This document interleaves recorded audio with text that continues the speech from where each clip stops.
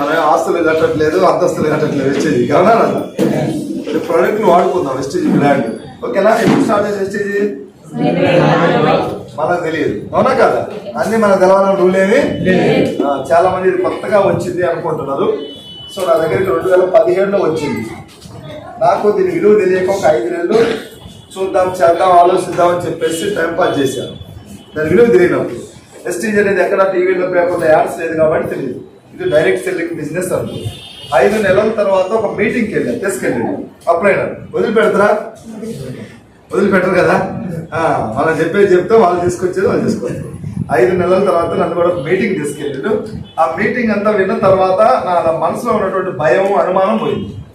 పైసలు కడితే భయపడాలి, కట్టిస్తే కట్టేయలేదు, కట్టించేది. ఇంకెందుకు భయం?